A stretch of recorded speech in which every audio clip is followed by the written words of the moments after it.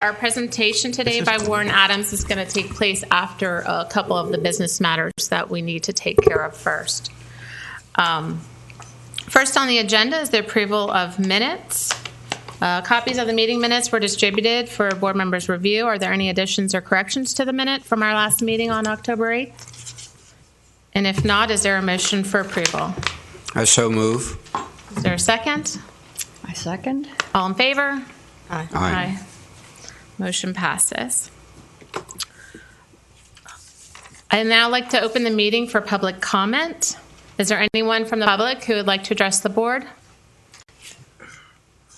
Okay, seeing none, we'll move on to, we have a couple matters under old business. The first is just a progress update on the local historic designation plaque. I know that I did talk to Tammy and they're working on a prototype, which we should have by the December meeting.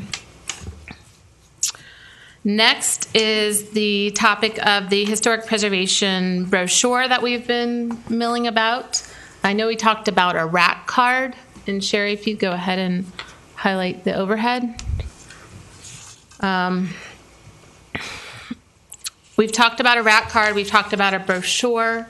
It looks like today, too, that Mrs. Day has passed out a brochure for us to look at. And I know I can speak from the rack card perspective. I put this together. We talked about maybe having a teaser for our mailing, not including all the information about the Historic Preservation Commission, but just having a little bit. So I wanted to see, number one, if that was something that we wanted to move forward with, and if it is, I think the first step is, getting permission from the property owners to use their photos of their buildings. And second, if there's any changes or additions, or just get your general thoughts right now. I'm dazzled. Dazzled? Yeah, I'm just so happy. And look, the plaque, finally. Yes, but I will need a real picture of the plaque. I will have to wait for that. Yes, but still, I'm impressed. Yeah. Nice job. Thank you. Nice job. Thank you. I did mark a couple changes that I saw on there, but I'm really just looking for general direction. If that's something and we can wait too and talk about the brochure, but not that both can't be done. That would be nice. I can't even read the text here. It's very fuzzy. Yeah, well, everyone should have gotten a copy. I will say that. I can provide you with another PDF, Thank but you. it is in the agenda package. I don't know if you printed the whole thing off. If you did, it's in your package. Okay. But I understand. So, at any rate, I have to wait for the photo of the actual marker. So we've got time to proof the verbiage. Right, I thought the same. I took some of your ideas and incorporated them into the brochure I've been working on, and where the smiley face is where the where that will go. And I noticed something too on Boynton about adding the city seal and things like that, which I don't have, but that's the idea of drafts. Okay, so we can take our time too this month to look over this brochure. I really liked it when I just saw it this morning. So, and I wanted to. This is great. I know before with just the ideas without an actual layout, it was difficult to see. And what I did it from the customer's point of view. Addressing an actual end user is how I put it together. And it has good talking points for people too, for board members and for other preservationists that might want to talk about the designation program. George, did you have anything you thought? Just a question on the rack card here. There is an addition or something in the line down there. Can you say what that is? When you're looking at your screen on the right-hand side? On the left-hand side, for more information about designating. Incentives? Yeah, I thought I need to put designating your property and local historic incentives, historic preservation incentives. I'm suggesting to add some of that verbiage about the incentive program. Because there isn't much on there about it. It's mentioned under benefits. Card design looks great. Thank you. And then obviously we would direct people to the City of Vero Beach Planning Department. So if there's no more comments, I know on Mrs. Daig's brochure, or the rat card, I wanted to speak a little bit, kind of ties into the next item. Was there anything anyone else wanted to say? Okay. And like I said, we can talk about this at our next meeting, but the rat card and the brochure tie into the mailing that we talked about. For the benefit of those who weren't here, we've talked about reaching out to the property owners who were in the original historic survey from 1990 and getting that information, and our board's been handling some of the logistics for that. And George, you had volunteered to help do some formatting. And there are copies that were given out this morning of some instruction for helping with that spreadsheet. The planning department is pretty swamped right now, so it's going to fall on us. And GIS, once we format the addresses correctly, GIS is willing to then get whatever data we need from the property appraiser in order for us to get a mailing list together out to those property owners who were part of that 1990 survey.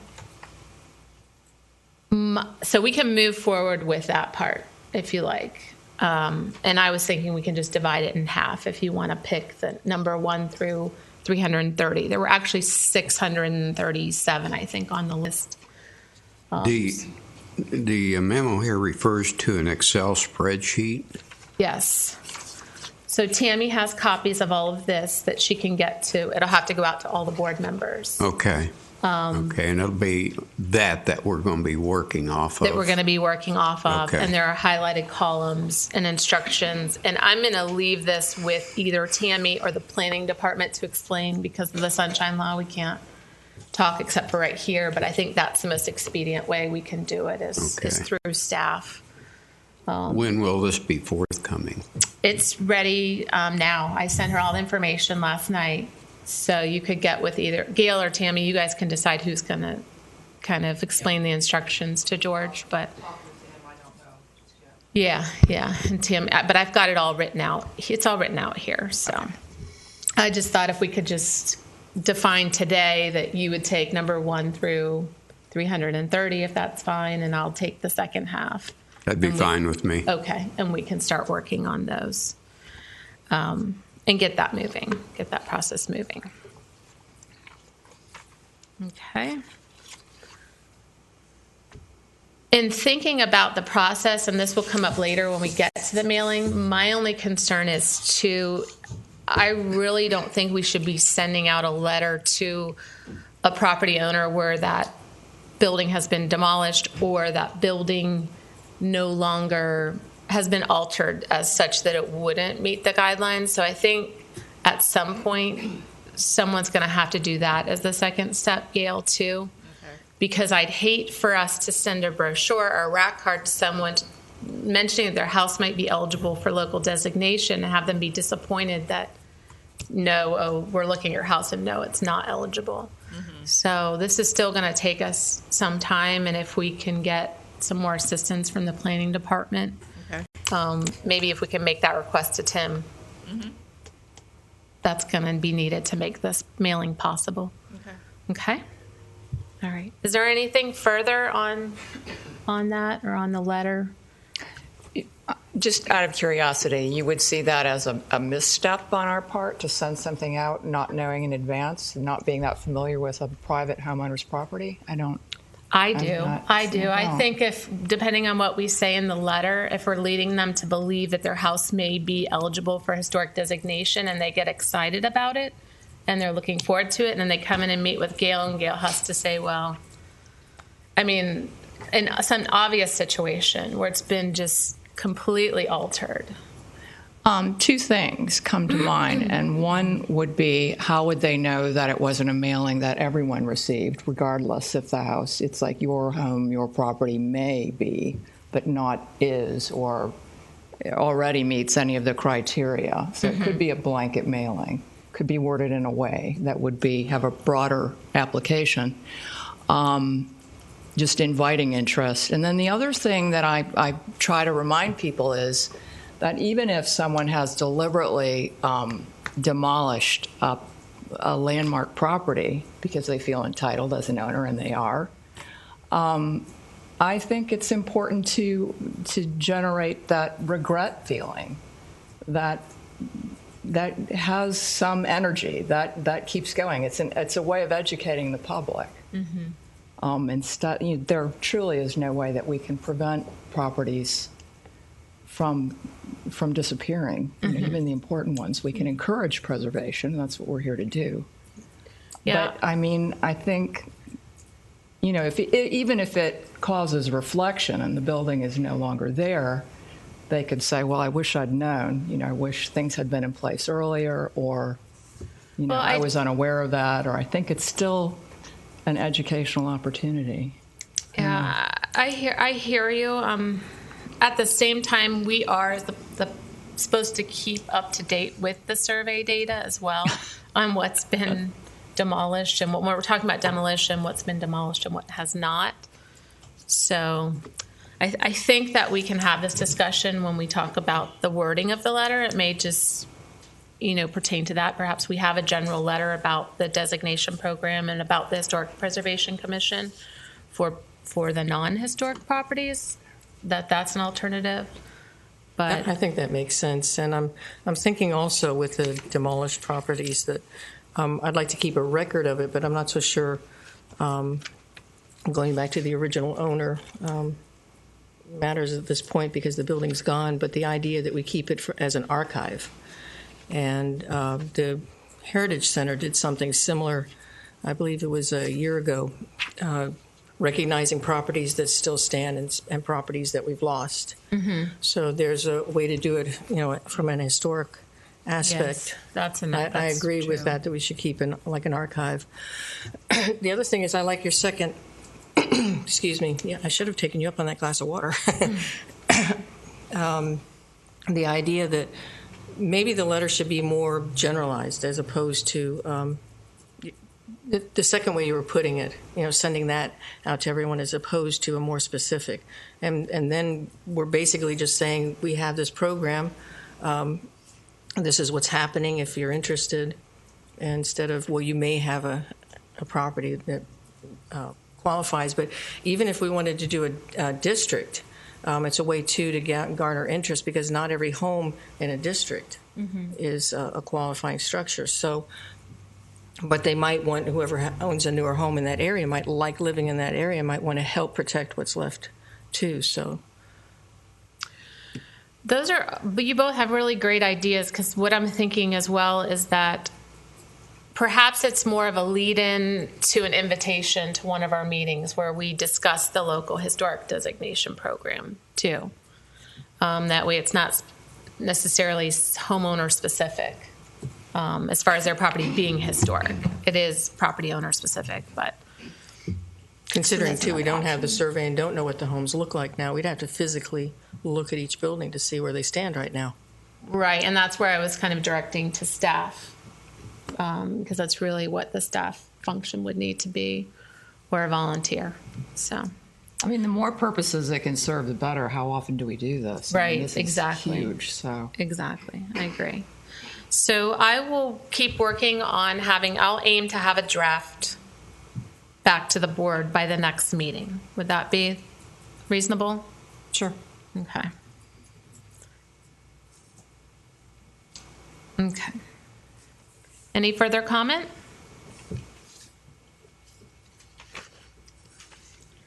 Okay, moving on to new business. Just want to get, everyone should have a letter in front of you from the Indian River County Historical Society. The first item is the Florida Heritage Marker for City Hall. We received a letter from County Historian Ruth Stambridge, and she's here also with the president of the Indian River County Historical Society, Carolyn Bayless. And if you'd like to come up to the podium to speak to this item, would you like to both come up? Sure. And if you'll just state your name and address for the record.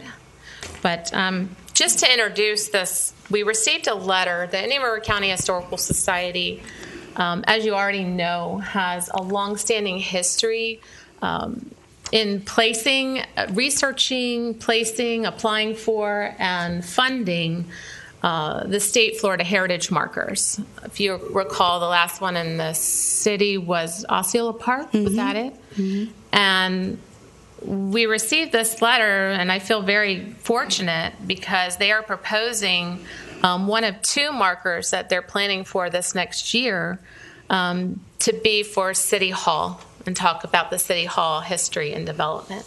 So I'd like to just turn this item over to Ruth so you can talk about the project. Thank you. My name is Ruth Stanbridge, and I'm the county historian, and I'm on the board of directors of the Indian River County Historical Society. And I live at 4835 66th Avenue, so I live outside the city, but it's still my city. We did want to bring to you our proposal for historical markers this coming year. We hope to put up two markers, one in the community of Gifford. We're going to be putting that at the Little Macedonia Church, which is on 45th Street, and it's going to be their history museum. It's a 1908 church that we moved from Sebastian, and the city of Sebastian was going to burn it down. And we rescued it a number of years ago and moved it down to the Gifford area. So it's going to be an adaptive use. And the second marker we'd like to place would be here at City Hall.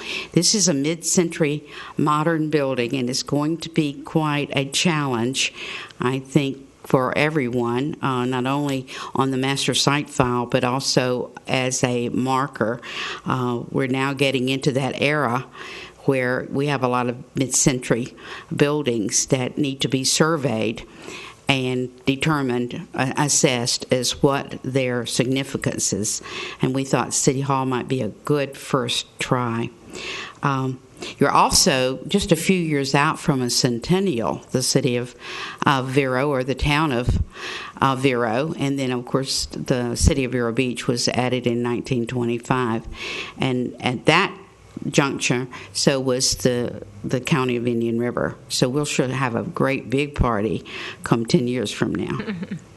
So, but in order to do that, we'd like your permission to go ahead with a marker, our marker program for the City Hall, and we will be keeping in touch with Anna and the Peggy and Tammy as we move forward with this. And the countdown, unfortunately, to get it on the January Review Board Committee in Tallahassee, I have to have it in by December 7th. The application is only 3 pages. You do it online, but the backup is what is so essential. You have to have a master site file. You have to have maps, documents, and all to prove what you're saying to them. Thankfully, you've already got some of the information that you need, and so it's just a matter of putting it together. So we will need assistance from the city and the city staff on that one. And hopefully we can get it in by December 7th. The next review would be in March or April. And once it's reviewed, it takes probably 8 weeks to get the marker in place. And I'll have to tell you, yesterday we had a marker replaced over at Veterans Memorial Island. 2 weeks ago, it was damaged by a lawnmower, and it took us 2 weeks and a lot of prayers to get that in by Veterans Day. So I know it does take some time. So we look forward to having this for City Hall maybe early next spring, if it's okay with this board. Well, Ruth, thank you so much. And just to remind everyone, in our ordinance, we do have a clause that states that this board will review any markers that are being put within the city of Vero Beach. But I think we all feel honored to be one of the two, especially that the Indian River County Historical Society is thinking of having this, of pursuing this Florida Heritage Marker for City Hall. I really like the idea, too, that you presented of talking about really the evolution of the city as well. It's not really just about a mid-century modern building that we're in now, but where City Hall started in its Spanish mission-style building, and then that transition too of coming. And we've come a long ways, and with the city, getting ready in the future to have their, well, this is the 90th year. And on top of that, Yeah, yes. and that is another thing that we hope to do in this next 10 years, or as we go into the centennial mode for the county. In fact, we'd like to also put together a series of tour guides for the marker program for our significant properties that we have all over the county, so that by the time we do have our centennial and we invite the world to come see us, that we'll have this information all available and out there so they can go see our special places. Any questions? Are there any questions or comments for Mrs. Stambridge? Just a quick question. Welcome, Ruth.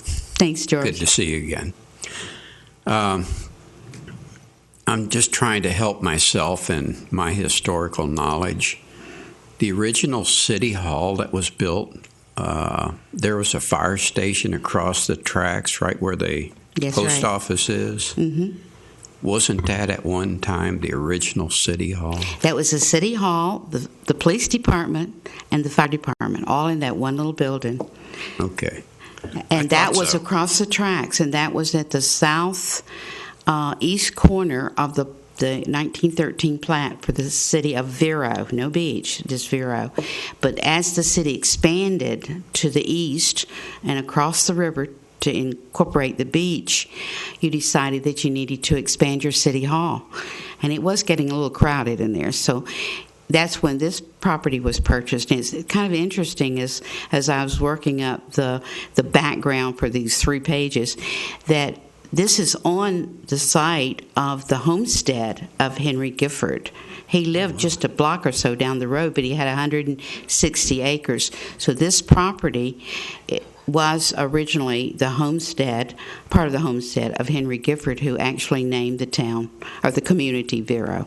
Wow, didn't know that. More history than you wanted to know, huh? No, Really? That's wonderful. I'd like to get you on a tour and I'd love to do that. take a ride around. You're talking about tours and everything, not to get off the subject, but to conduct tours around the historic areas of the city and all, and the county as well, I suppose, is a great thing. We have talked about it and providing something like that with our business, but in fact, your name came up from Dottie. Said, "Gosh, Ruth would be an excellent moderator on the bus to give some history on our area." But, And talking about that, we have to be real careful if we do have tours that start in our community, that they give correct information. I know in my own case for 30 years, I've been correcting all sorts of things, like Teddy Roosevelt never came to Pelican Island. The Pelican Island he went to was in Louisiana. But you still have that come up year after year after year, So that a tour, a correct tour, authentic tour would keep the integrity of our historical properties here in the county, and I think would be great for our tourism. excellent idea. Might be talking, George. Thank you. Thank you, Ruth. Thank you. Is there a motion to that we ask the Historical Society to go ahead and approve moving forward with the application? Yes, I make that motion. Okay. Is there a second? I'll second that. All in favor? Aye. Motion passes. Thank you. Now, Ruth, the next item, would you like to come up again and speak to that? The update on your meeting with the advisory council? Or we can, oopsie. Well, I can bring you up to date today. Okay. And I'm not sure how much you're, again, Ruth Stambridge, 4835 66th Avenue. I'm not sure how much your commissions know about what has been going on. This is an update on the Federal Rail Administration and the All Aboard Florida project. And, last September, the draft EIS was released for comments. The Society prepared a letter report on the comments for the cultural historical resources for the county, and cooperation with the City of Vero Beach and the City of Sebastian. We took the entire corridor, and I want to remind all of you that those surveys that we did back in the 90s in the county and the Sebastian, Fellsmere, in the city were very vital to this. If we had not had that information, it would have been very difficult to pull comments together.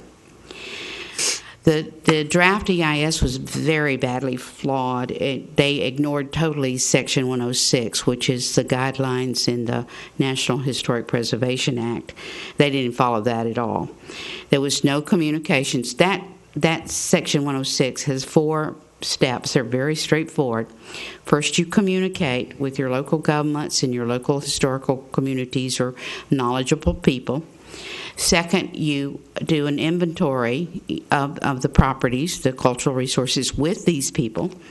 Then you assess this inventory to see the damages that would have, and the fourth, of course, would be come in with mitigation and so forth. They didn't do any of that. So they went ahead and did a final EIS. They did a determination of effect and got concurrence from the SHPO, the State Historic Preservation Office. They did a memorandum of agreement to be signed and an archaeological monitoring program to be signed, yet they had not done these 4 steps. And so the Society realized in March of last year that they were not going to do this. So we contacted the Advisory Council for Historic Preservation. That is a board that is set up by the president. It has probably 24 members from all walks of life, colleges, universities, preservation organizations, all these people that sit on this board, and they have a staff. So we contacted the staff to say, wait, there's a problem here. We have not been contacted. They've missed many of our resources, a lot of our resources, and we don't know what to do about it.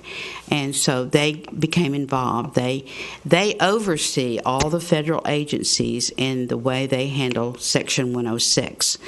Or not handle 106 in this case. And they have to sign off on those memorandums of agreements or the DOEs or anything like that. And they assured us after we sent volumes of materials that they would not sign off on that.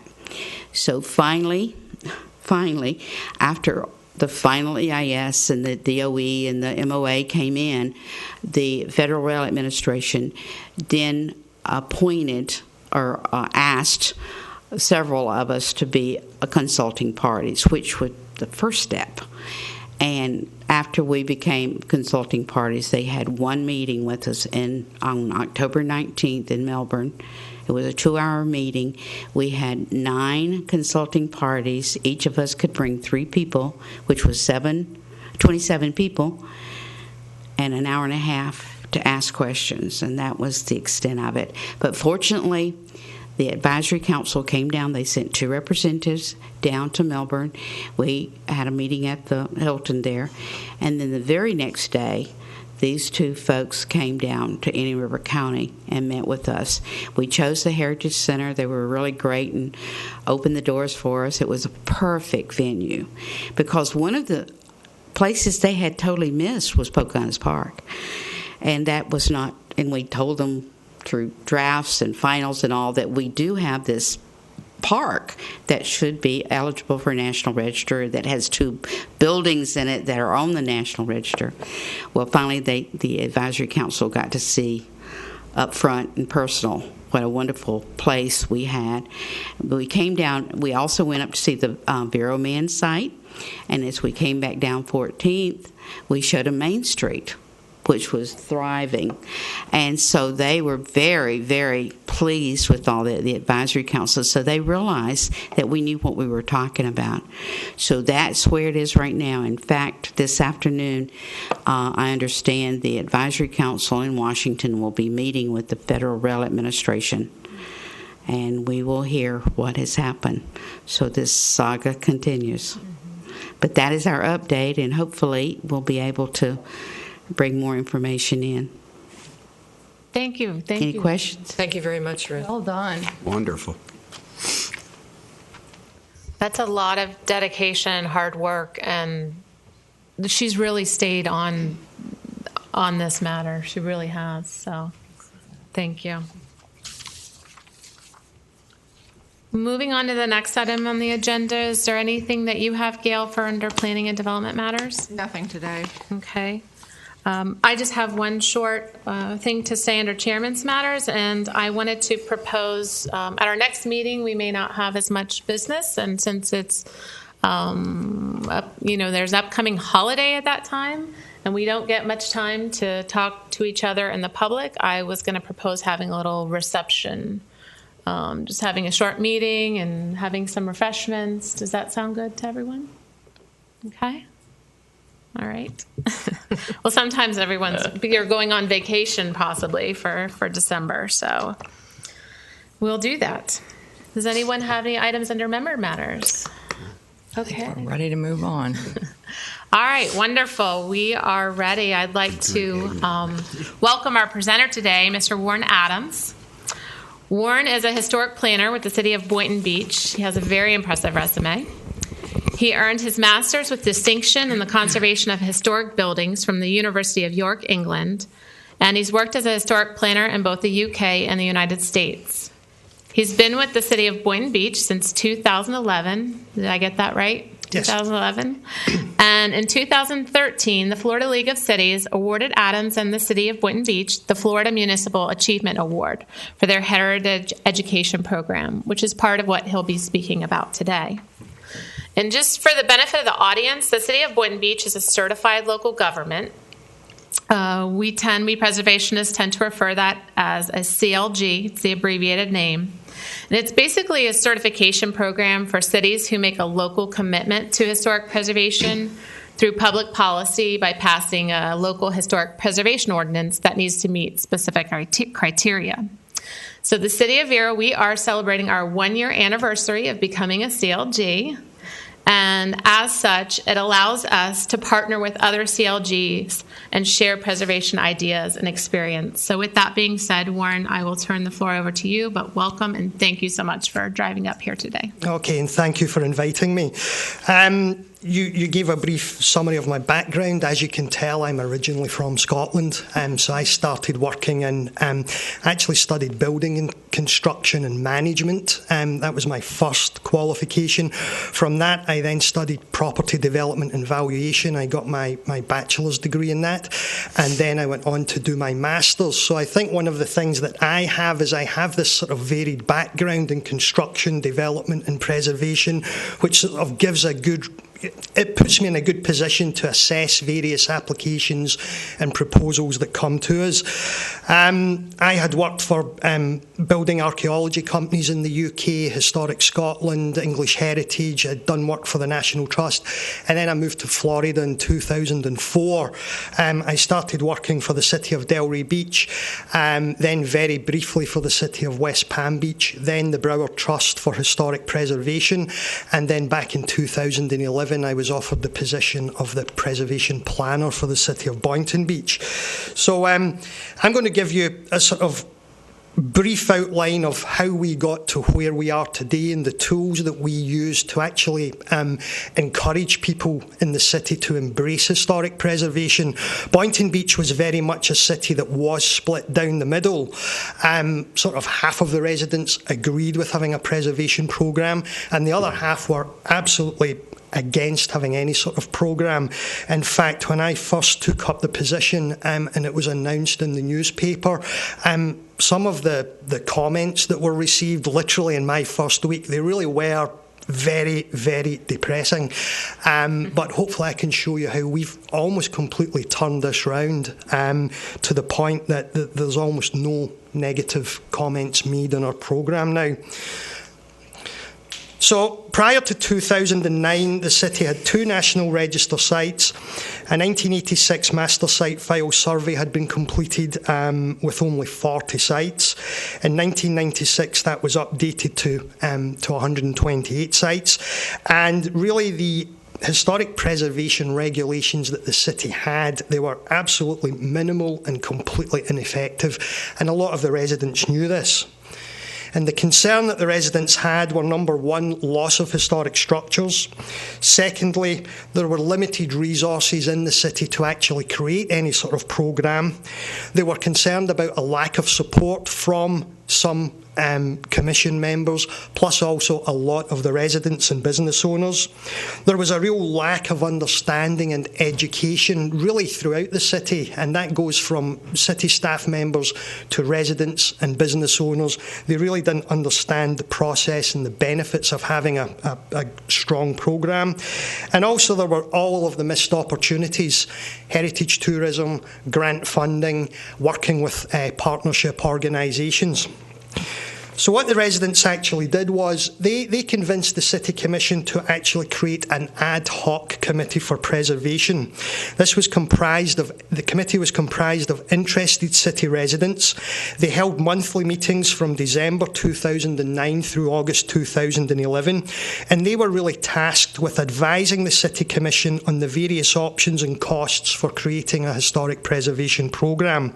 And the other main task was to draft a historic preservation ordinance, one that was a lot more substantial than what they had. So the initial priorities of the ad hoc committee were to inform the public of what the benefits of a good historic preservation programme were, obviously to draft the preservation ordinance, review the existing city preservation documents, review other city programmes to see what was working and what wasn't working, what was gaining support, what wasn't gaining support, identify existing historic structures which had not been included on previous surveys. We had to set a date final for providing these recommendations, and we wanted to start moving ahead with the certified local government application. So really the main thing, and to us the most important thing, was public education and awareness. This was a new programme. We knew it was possibly going to be difficult to encourage people to embrace. So what we wanted to do was promote these monthly ad hoc committee meetings and invite the public. We held public workshops to explain the processes that we were going through. We would add information to the city website to keep people updated. We had announcements on Boynton Beach TV. We actually created public service announcements. They were created free of charge by city staff and members of the Historical Society. And interestingly, what you were speaking about earlier, the thing that we used in these public service announcements were the before and after photographs of historic buildings that had been destroyed. This is what was here, and this is what you have now. So it was a real way of getting people to appreciate what had been lost. We invited guest speakers from other cities that had long-standing programmes, and we produced educational brochures. Now, these are the first 3 brochures that we produced, and these were actually fully funded for us. We received a donation from the Historical Society, and we used the National Trust Preservation Fund matching grant to get the same amount of money back. And that funding actually allowed us to create 3 brochures, one of them explaining basically the benefits of a preservation programme. The second one was explaining what would happen when the programme was introduced, what the board did, what the regulations would include, what the preservation planner's position would be. And the third one was really focusing on the architectural style, so people would be aware of what we were proposing. What we did was, some of this funding we used for mailing, and we mailed these brochures out to every property within a 1 mile radius of the historic town centre. So these brochures were mailed to everyone. We also sent out information with water bills as well to people in a similar radius. So on completion of all of this, after almost 2 years of work, we went back to the City Commission with recommendations. The recommendation was you need to do something about historic preservation, but we gave them various options. The first one, employ a full-time planner, and this is the estimated cost. Second one being employ a part-time planner and use someone from city staff to help out with the workload. And the third one was basically use a consultant to get your programme up and running, and then the continual running of it would pass on to city staff. Now, lucky for us, the City Commission went with the full-time planner option. That was then advertised.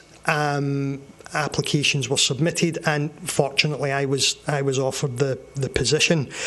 So that's really how we came to start our preservation programme. So when I started in the job, I had a list of priorities, and again, top of the list was public education and awareness. That was the number one thing we wanted to do. Second thing was get our certified local government certification. Now, you may have heard that, some cities have taken 10 years to do this, some cities have taken 5. We get ours in just over a year, and that is purely because we had the full backing of the City Commission. They fully supported what we were doing, and we went straight through that process without any problems. We also wanted to update the Florida Master Site file. As you know, any building over 50 years old is eligible. Our last survey had been done in 1996, which only included buildings up to 1946. Boynton Beach expanded hugely in the post-war era, so all of a sudden I found I had 1,500 sites that potentially were eligible for the Florida Master Site file. We wanted to create historic district design guidelines, establish the Historic Preservation Board, establish the ad valorem tax incentive programme, which we did as soon as we had our certified local government certification. We wanted to fine-tune the ordinance so that it really met the CLG requirements. We wanted to identify grants and start submitting applications, and we wanted to identify potential partners we could work with in the programme. And one of the things that we decided to do, and one of the ways that we justified having a full-time historic preservation planner, was that we were going to do everything in-house. We were not going to get an outside company to do the surveys. We were not going to get an outside company to do the design guidelines. This was all going to be done in-house because we felt that it would be more effective. They would be easy to adapt in the future without calling in an outside consultant again. And really the cost savings were huge. Now, it does put a large workload on your planner, but if you manage it and do a bit at a time and keep everything moving, it's perfectly possible to do. So I created the design guidelines, I started the Florida Master Site File Survey, we changed the preservation ordinance, and we really got our programme moving. I'm actually still working in the Master Site File update.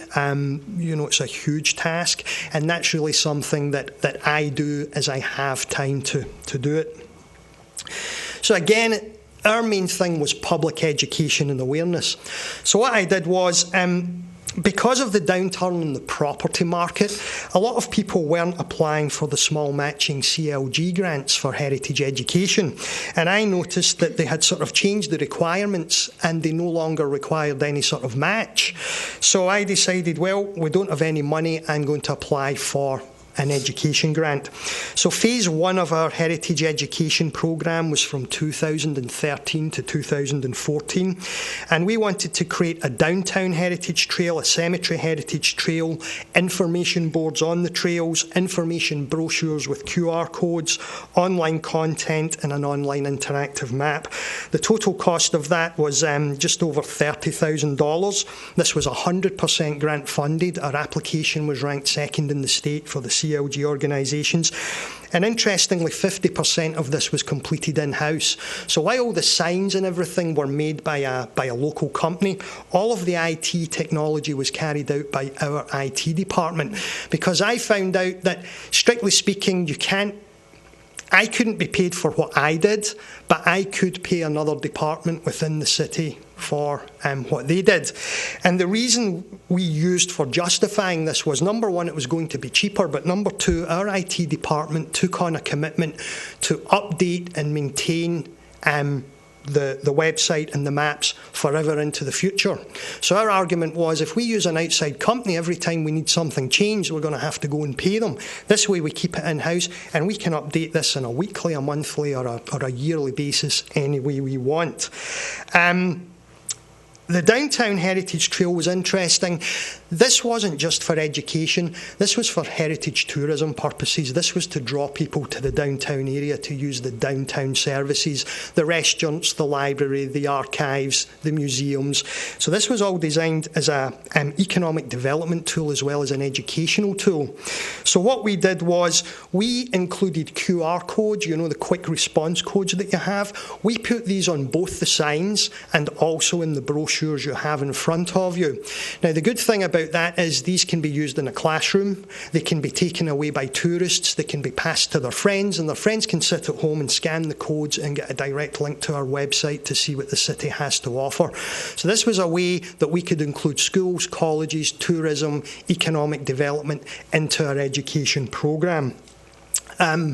Basically, that's what the signs look like. There are 9 of these on the downtown trail, and there were 1 at each of our 3 cemeteries.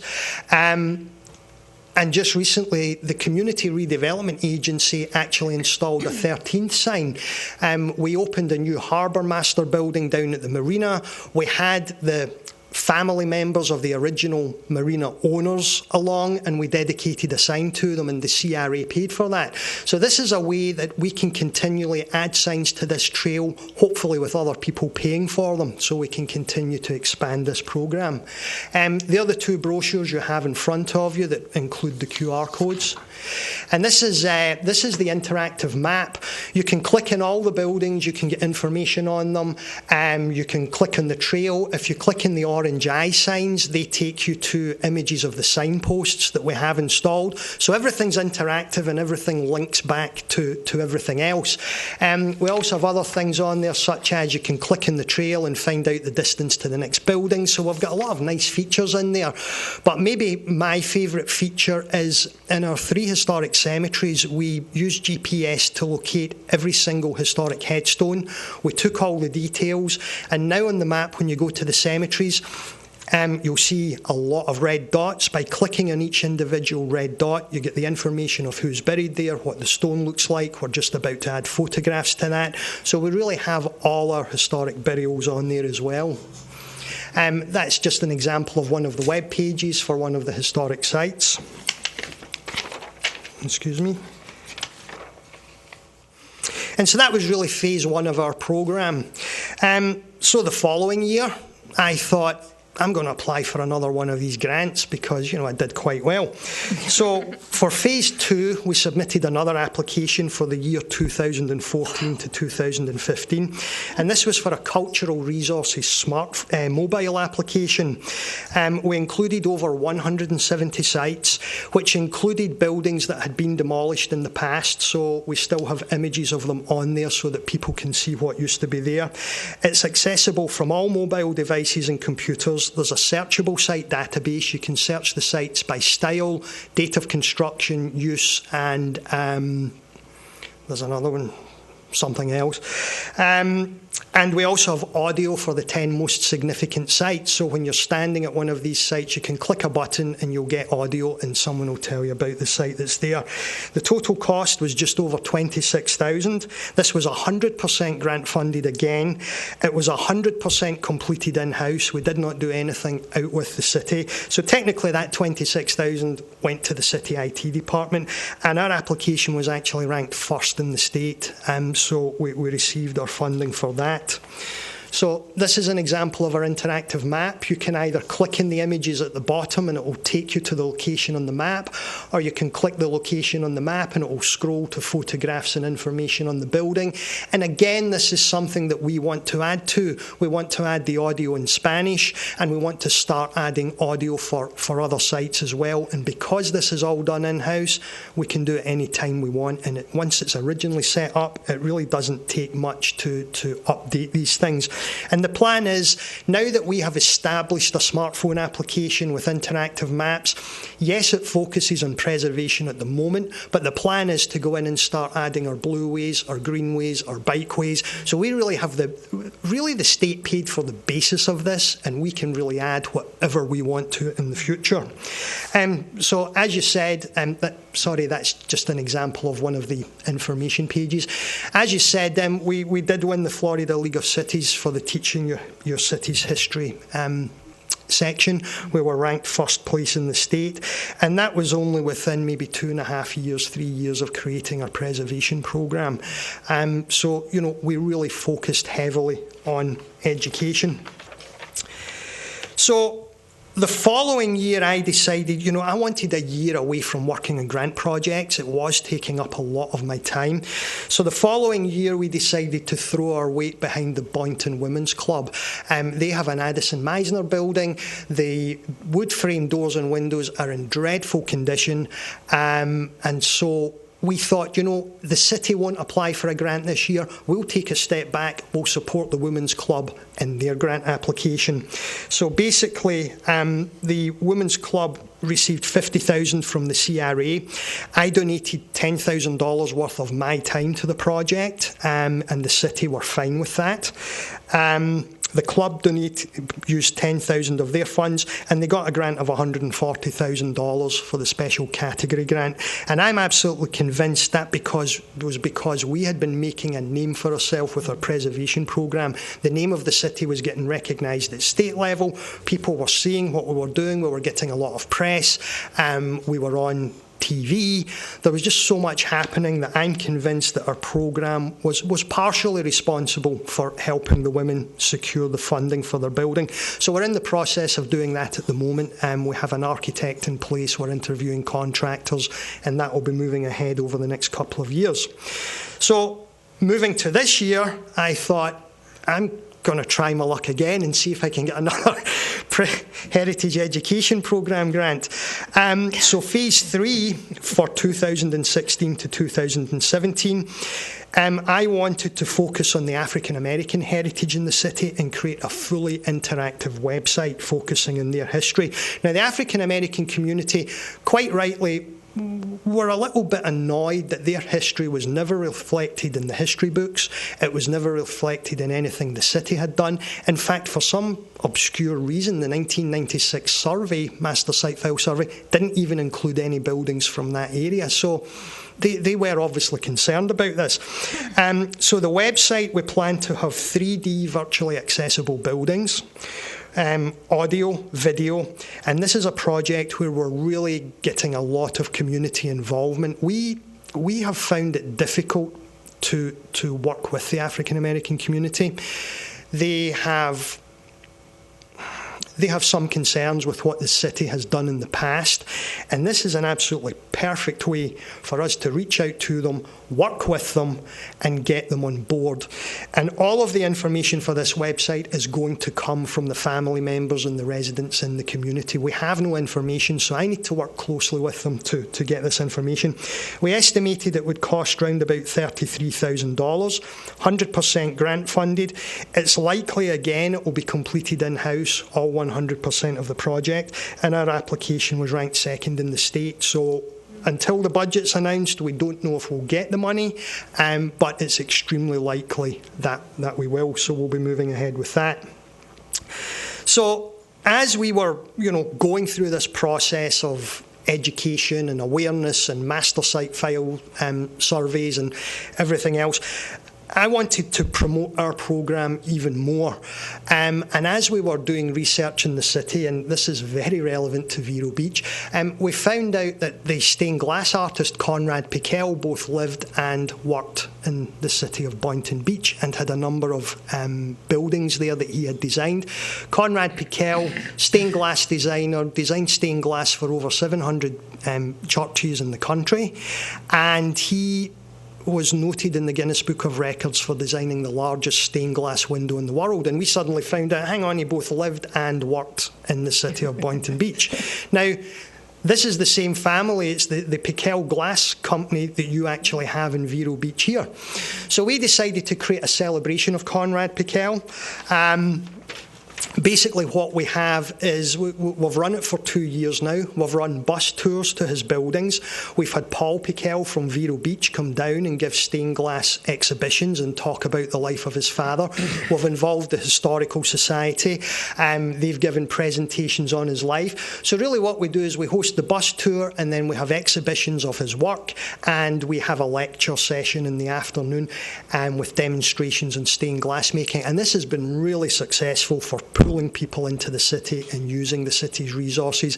And again, we received funding from the CRA for the first year to pay for the bus tour, and we received funding the second year as well. So again, it's really not cost the city anything, plus we've been able to offer it free of charge.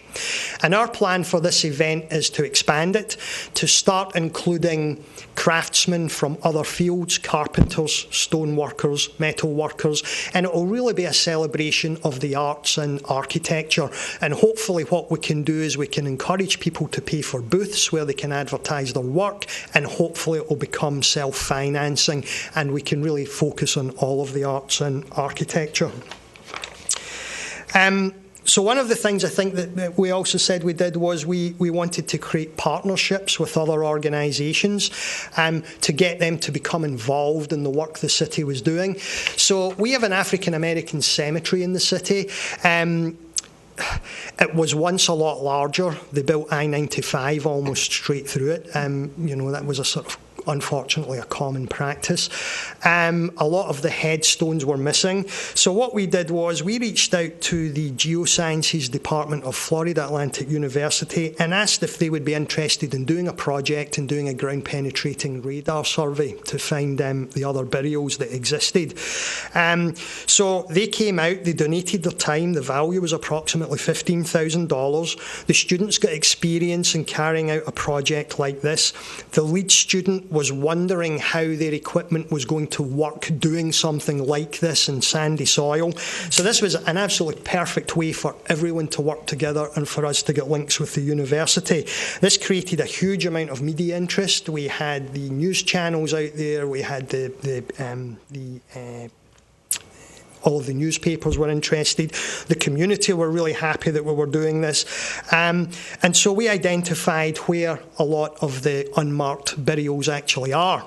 And what this has led to with the local community, again, is we are now working with them to erect a monument to everyone that's buried in the cemetery who does not have a headstone or whose graves were perhaps disturbed by I-95. We can't go around putting headstones arbitrarily there. So we're going to do one monument with everyone's name listed on it, and we'll be able to add to that monument as more information becomes available. So this is a great community outreach program to really get the African American community involved in what we're doing. We also worked with Florida Atlantic University and the Florida Public Archaeology Network to carry out some archaeological surveys on our scrub sites to identify any signs of previous habitation. Again, huge media interest. It was all donated. The value was approximately $8,000. We encouraged the public to come along. This was a great way to introduce the public to archaeology, something which they really didn't have much of an idea about. We also work closely with the Boynton Beach Historical Society. They're involved in the Conrad Piquel event.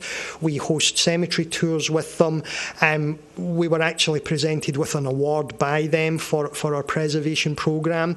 So really working with all the various organisations has had a huge benefit to our city as well, and it's had a huge benefit to the Historical Society also. It helps them with their membership, it draws attention to the work that they do, so these really are great partnerships. So other community outreach programs that we did, we had lecture programs. We work with resident organisations, for instance, the African American community. We're now working a lot with them. School involvement for the projects that we've done and the projects we have coming up. We get the local schools involved. We invite them along to the archaeological digs. We invite them to contribute to the research. They in turn run home, tell their parents what we're doing, so it's all very, very good press. Student placement, we encourage students to come and work with me to get them interested in this field. Student participation in any of the events that we have, we'll try and encourage students to come along, and also career advice. We try and make sure that students are aware that there are careers in archaeology, historic preservation, architectural history, and not only that, but you can actually have another career such as an architect, an engineer, and then go and specialise in this field. So we do a lot of outreach like that. So where we are at the moment, we have 8 sites on the local register. We have 6 designations pending. We've added hundreds of sites to the Florida Master Site file. The repairs to the Boynton Women's Club are just about to start. We've got the potential redevelopment of the old high school. The old high school has been a contentious building for years in the city of Boynton Beach, and that really was one of the main factors that were splitting the community in two. Half of the community wanted it torn down and gone. The other half wanted to save it. We had development proposals. We estimate it's going to be between $6 and $9 million to reuse this building and rehabilitate it. And interestingly, any time this come up at City Commission meetings, there were always residents from both sides who wanted to make themselves heard, the people who wanted to save it and the people who wanted to tear it down.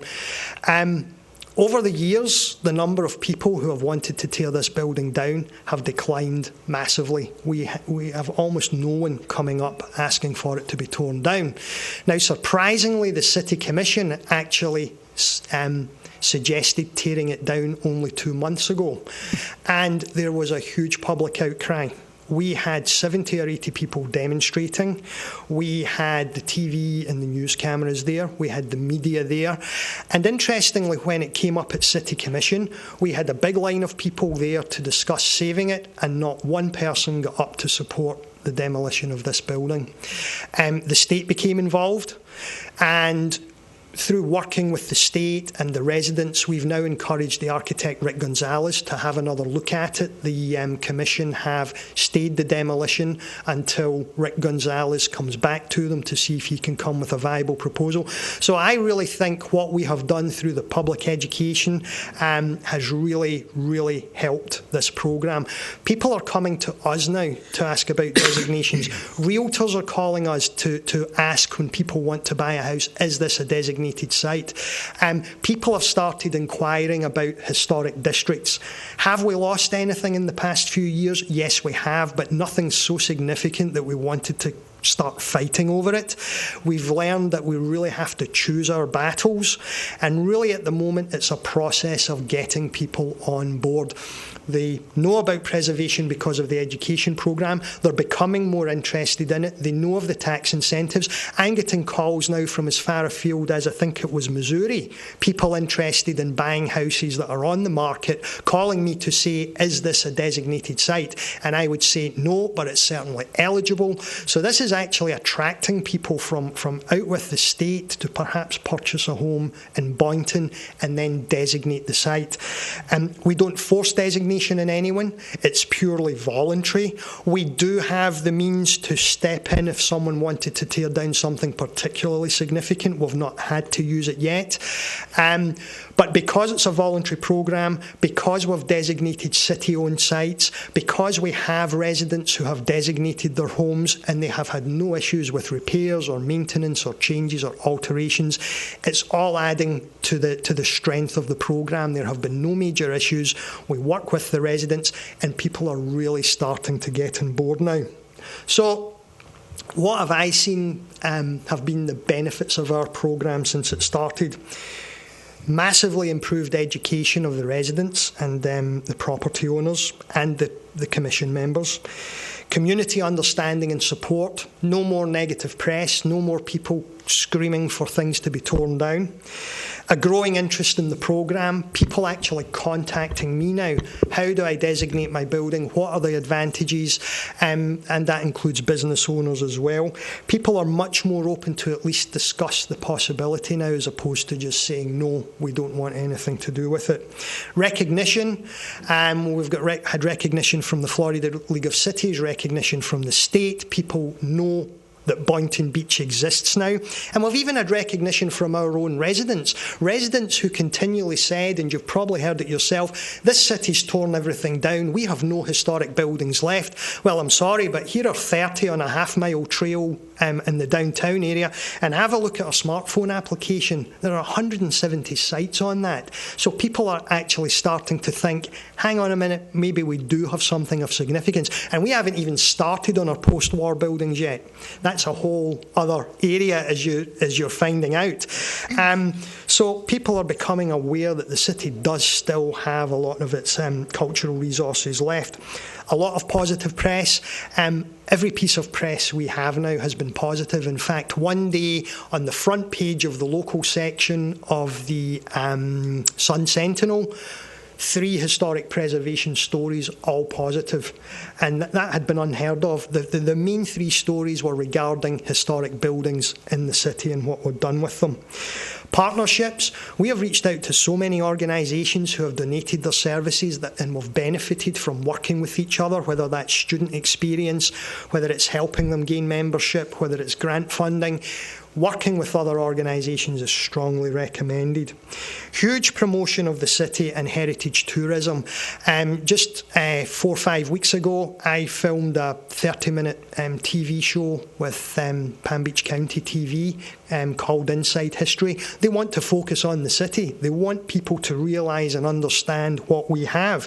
I don't know how many times I've met the newspaper and the TV companies out at the Barton Cemetery, really interested in the archaeology, really interested in the history, and we fully expect the same thing when we start work on the African American Heritage website. We fully expect that the press are going to be all over this. Improved design. Now, this actually works both ways. Just recently, in one of the main African American areas, some new houses were being built. And this isn't even a historic district. This is just an area that has a lot of historical significance, but it is not a district. And the architect came in with some designs for standard, bland, boring-looking houses. So we sat down with them and we said, look, work with us here. The residents of this area are very, very proud of their history. They want that reflected in what they're getting. So we sat down with the architect, we got the roof pitch lowered, we got him to use shingles instead of metal, we got him to, maybe not perfect, but he added faux wood siding to the front of the building, at least just to make it look similar to the historic buildings. And interestingly, we got him to add porches to the buildings. The African American community were huge on sitting on the porch, mingling with their neighbours, and we got the architect to install these porches. Did the houses cost a little bit more? Yes, they did. But are they worth a lot more? Yes, they are. So we encouraged him to do that, and this isn't even a historic district. Strangely, in another one of our historic districts, an area that's eligible to be a historic district that isn't a district at the moment, a developer moved in, bought 3 or 4 vacant lots, built a number of duplexes. They're the most, I have to watch what I'm saying. Really, the design isn't fantastic. This is in an area of sort of post-war, one-storey, traditional type homes. And do you know the amount of residents that have come to me and said, have you seen what he's built? This looks dreadful. They're higher, they stand out really, really badly. Residents are coming to me now, and I get a chance to say to them, well, see, if you had a historic district, we would be able to prevent this. So it's interesting how it's working. People are coming to me now. Massively improved community outreach, especially with the African American community, something that's never really been done. There has always been issues with getting the community to trust the city and the city to work with the residents. We're using preservation and history to build those bridges. We're using preservation and history to interact with the community, listen to what they want and try and work with them to achieve that. The best example being the new houses that we had redesigned. But I think maybe the most impressive thing is the grant funding and the donated services. I did a very quick calculation of what we feel our grant values and the donated services have added to the city. Now, this includes the grant to the Boynton Women's Club building.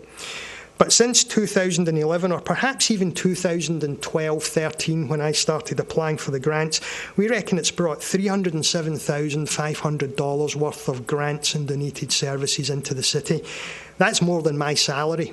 So that, above anything else, really shows that if you design your programme well and you work with the community and you partner with other people and you apply for grants, you can easily justify a position of a full-time historic preservation planner. And the other big thing, of course, is, luckily so far, everything we have done has had positive press, absolutely everything across the board, and city commissions love positive press. Look what we're doing for the community. Look how successful our programme is. And that's really a way of me justifying the position. It's look at the money we're bringing in, look at the positive press. No one's complaining about it. Everyone's happy with it. We're working with residents, we're working with property owners, we're working with developers, we're working with archaeologists. Everything's moving forward. So if you design your programme in the right way, and you put some thought into it. And the other important thing is focus on what you have that is unique to your city. We found Conrad Piquel. We found we had scrub sites that had never been developed so we could bring archaeologists in. So identify these things. If you apply for grants, try and be smart. Try and stay one step ahead of what you think everyone else is applying for. 2 years after I applied for or a year after I applied for the heritage trails, we suddenly had 4 or 5 applications in, so I applied for the smartphone application. This year, we had a bunch of applications in for smartphone applications, so I focused on the African American community. It's about staying one step ahead of what everyone else is doing. From what I can tell, you have the resources, you have the commitment, you've done the groundwork. There's no reason you guys can't do exactly what we've done in Boynton. Thank you. Wow. Wow. Yes. Go ahead. Warren, you have certainly earned your keep. I'm astounded. I think we all are. I don't know where to begin. The card tricks with the educational grants from the first one where you were just kind of feeling your way to then following that recipe and getting so much accomplished. And when I looked particularly at the 2 following subsequent categories, you managed not only to keep that work in-house, but to get so much done for that amount of money. I was looking at that and going, how did he do that? Which is one of the advantages of keeping it in-house. It is a lot cheaper than going to an outside agency because these things really are not cheap. No. And the other good thing is you don't need to go out for 3 bids. If you can justify keeping it in-house, it saves a lot of time. And the other good thing about keeping it in-house that I found, you have to do quarterly reports for the grant. Keeping it in-house, you can do the whole project, pay them at the end, and submit one claim. So you're not you're not working on accounts and claims every quarter. Ongoing. You do the project. And the other thing is the money's only out your account for maybe a month. Transfer the money, submit the claim, get it back, and put it straight back in. So there are advantages to keeping it in-house. I was delighted to hear about the work that you're doing with the African American community. We have a close association with an African community as well here that is largely neglected, and yet they embody, some of the very characteristics that we are trying to promote here. Mm-hmm. They have some of the original buildings. They live their history. They have such intense pride in the community that it's just remarkable. So if there's a way for us to also utilize that formula and follow some of your successful pathways there. And I would say when you submit a grant application, there is a question in there that asks, does this project what percentage of the project focuses on minorities? I'll make no bones about it. When you can say this is 100% focused on the African American community, that pushes your grant application. And it would be. And it's remarkable because I remember, I think it was Jane Jacobs was talking about the importance of the downtowns and maintaining and repurposing these buildings because you're going to put businesses in there that otherwise would not have an opportunity to open. And so here we have preservation that has occurred out of necessity, but it's still vital and it's still important. So serves a purpose. It's amazing. I'm glad that you've shown that education was the key. That's always been something that I believed in, and I feel that's where we should start. And I think unless you have that, there's not going to be an understanding of what you're trying to accomplish. And you've done it very well. And I appreciate the fact that you've shared it with us, and you have no problem sharing with it with us that we're able to go from your example and use some of these great ideas. I very much appreciate that. Definitely, and it's unlikely I'll be applying for another education grant this year. We may start applying for grants for the high school if that project comes up. So if I can offer you any advice on your application or anything, then please do contact me. When I last spoke to the state as well, Michael Zimney actually did say, I knew I was pushing my luck with these grants, but Michael did actually say to me, you know, Warren, there are other grants out there. It's like, well, you know, I knew there was going to come a point where it's sort of, but you know what? They were good projects, and you accomplished so much. I don't know if I want to call Michael and thank him or holler at him for not sending you out sooner or not appointing you some kind of CLG ambassador. I mean, you really need to go. Other people certainly must need to hear about your accomplishments as badly as we do. Well, worse. Probably. I have spoken to a few people, but you know, I think the good position that you guys are in, you have got a base program there. What I did a lot was look at other cities. What worked? What didn't work? Mm-hmm. Look at what's happening now. I don't know if you saw the recent email. I think it's Winter Park are looking at their ordinance, and they're discussing maybe people can opt out of being in a district. You know, learn from things like that. Look at what's happening in Miami Beach. They're having a lot of issues just now as well. And it's really funny because ours is a relatively new program, but it's running very smoothly. And a lot of the long-established programs are having some issues at the moment. And I think one of the huge things that you should really do is, and one of the things that I think I have done, yes, part of my job is, you know, can I change my shingles? Can I put an addition in this build? The standard things that you would do. But because it's a new program, I'm not swamped with applications at the moment. So I have time to come up with these ideas and do these other things and watch other cities and say, well, you know what? We're not going that way because this has backfired on them. And I'm left alone. The way the Commission look at it, I think, is you keep doing what you're doing and we're perfectly happy. I do have a boss, obviously the Director of Planning, the Director of Development. They leave me alone. Warren, just, you know, do what you're doing. Just keep making things work.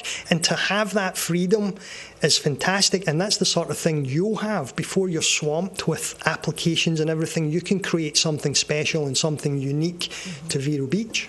They must be enchanted. Well, one of the things, it seems like one of the hurdles we all face, and perhaps the one that you're still, you said, dealing with, the updated survey material. Mm-hmm.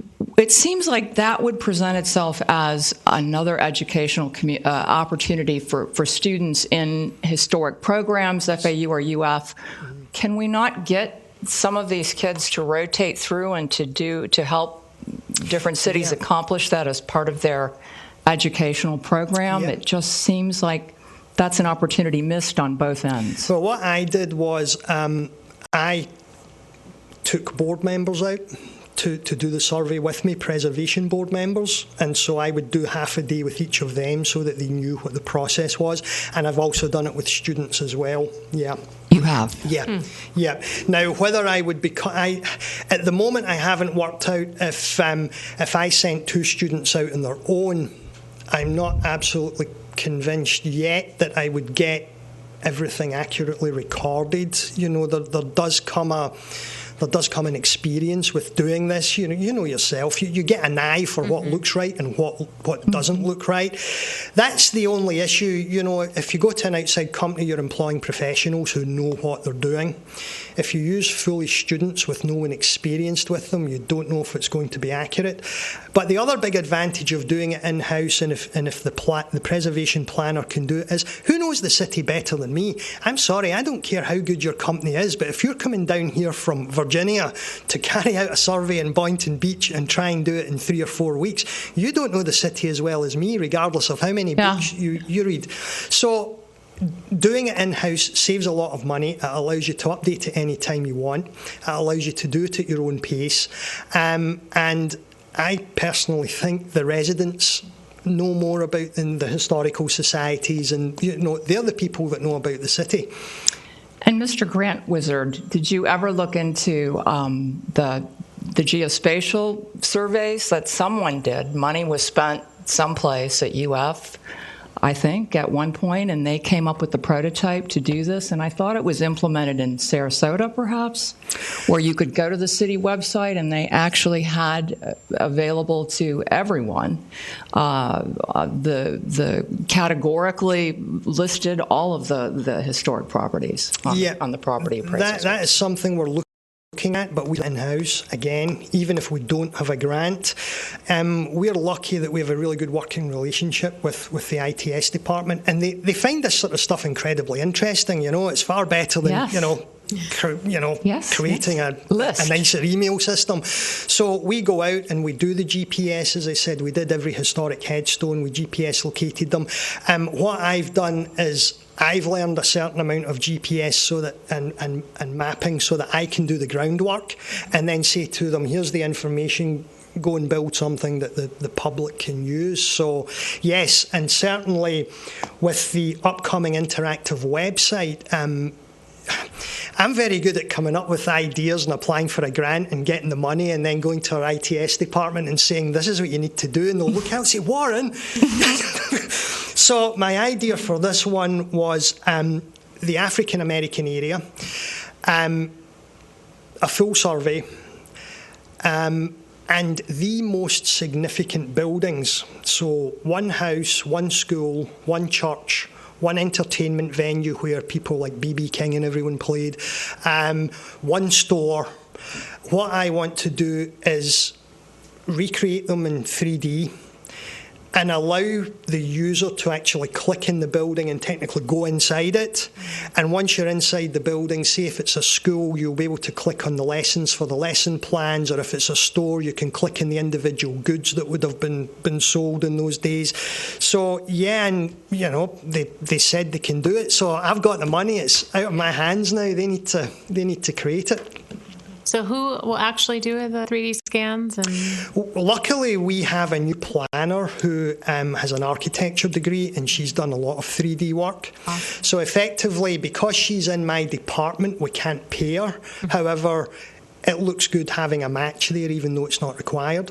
So she has said, yep, Warren, I can do the buildings for you, no problem. So she'll do the buildings and the interiors. We pass that information to the ITS department, and they deal with the clickable sections. And, so again, we intend to keep it in-house. We do have some money in the grant in case we need to go out to, say, pictometry for any of the 3D information.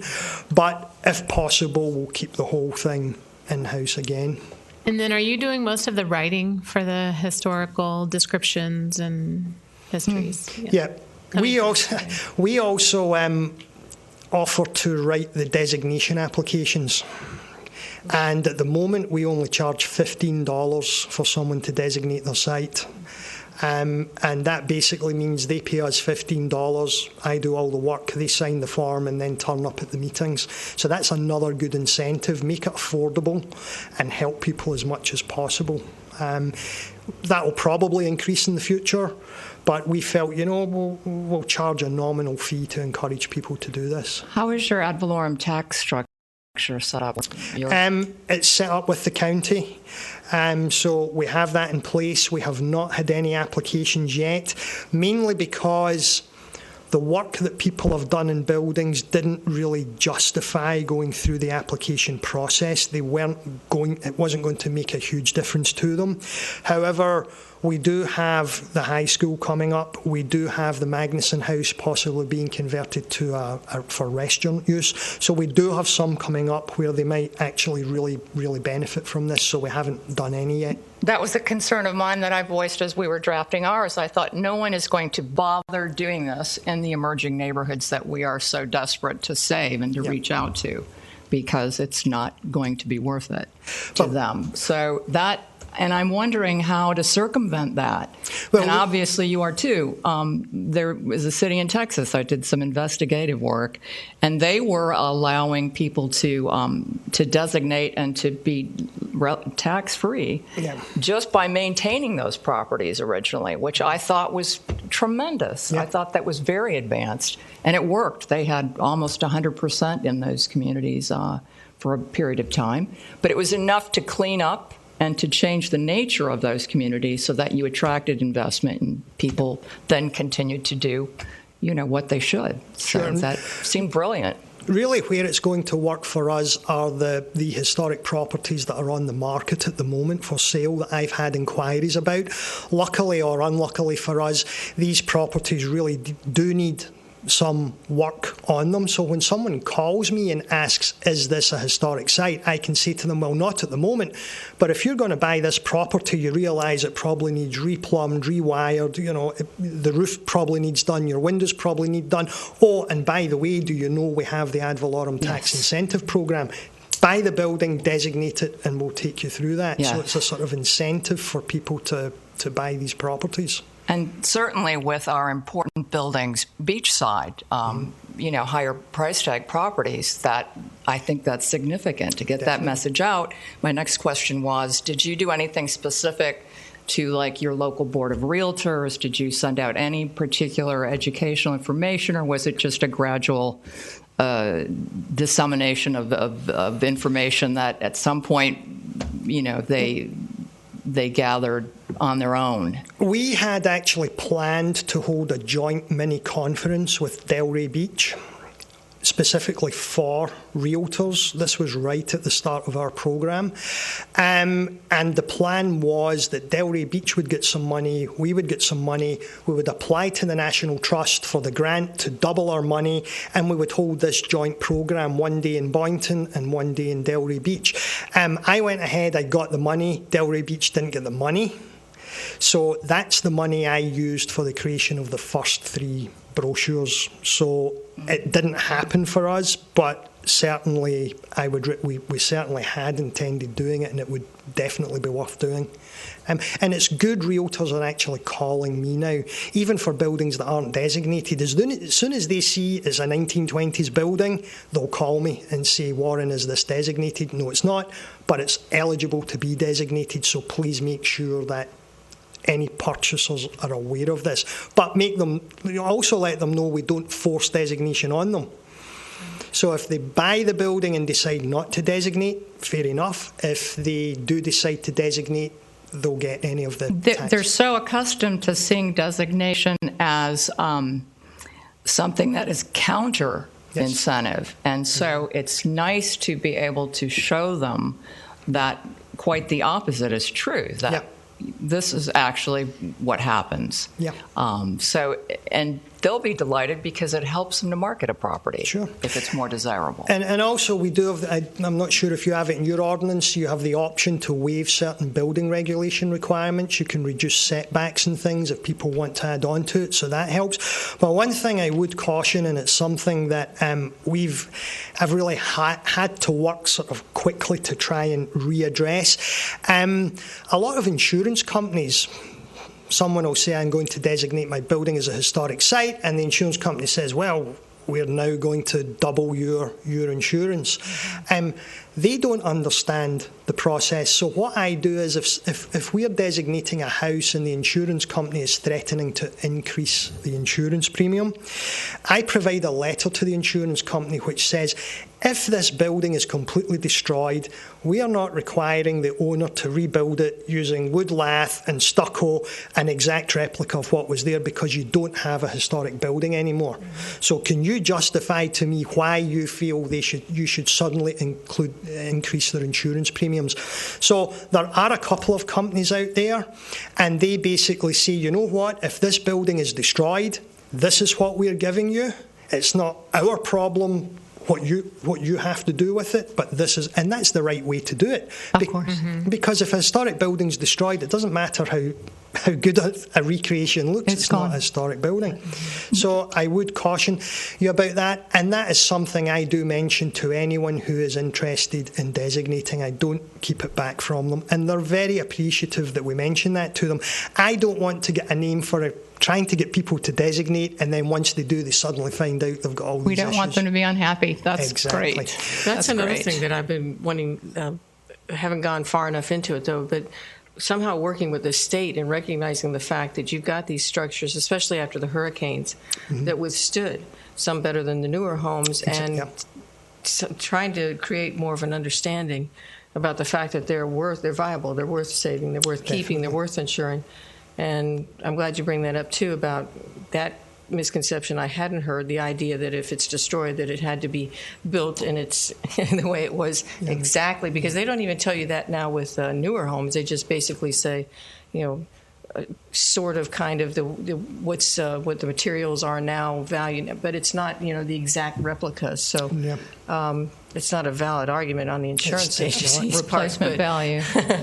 But so that's something I really think, if we're going to continue with this and see it really be successful, I think the insurance end is something that I think we need to work on. I'm not quite sure how to go on that path, but I think it's important to work on something like that, to make sure we have an older home. We haven't designated it yet because we fall into that category of the first survey we didn't qualify. Now we probably do, maybe possibly could be. So, but with insurance, we've been changed numerous times just because of the age of the home. And a lot of companies that don't understand the older structures that really held up after the storms. And now the company that's insuring us is out of Boston. So it's like, but I find it funny because it was right after the hurricane they got. And I can't remember the name now of it. Not too long ago, was it Sandy? But so they themselves just recently had some experience with some of that. So it's interesting that an out-of-state company was more willing to insure. Well, interestingly, one of our designations that is coming up, the house has just sold, and the person who has bought it called me to say, Warren, I really want to designate. We're going to do this as soon as we take ownership. We're going to designate. And I said, just check with your insurance company, make sure they're not going to try and put it up. And he said, Warren, I'm an insurance attorney. They're not going to mess with me. So I'm going to get information from him. We now have someone in the city that hopefully we can go to and say, look, this person's insurance company is really giving them issues. Hopefully this guy will be able to advise us. So any information I get, I'm happy to pass on. Thank you. Was it difficult getting the county to go on board with you for the ad valorem text? No, they already had that in place. And again, that was a really fast process. We needed our CLG certification before we could do it, but they sent me a copy of their previous agreements, and we just copied it and submitted Boynton Beach, and it went straight through. No problems. I guess we could get a copy of the either application process or something, so we can see. Sure. Would be helpful. Sure. Because it was approved for the city, but not yet. The county. We haven't approached the county yet. I think if they've already got that agreement in place with other cities, then it really shouldn't be a difficult process.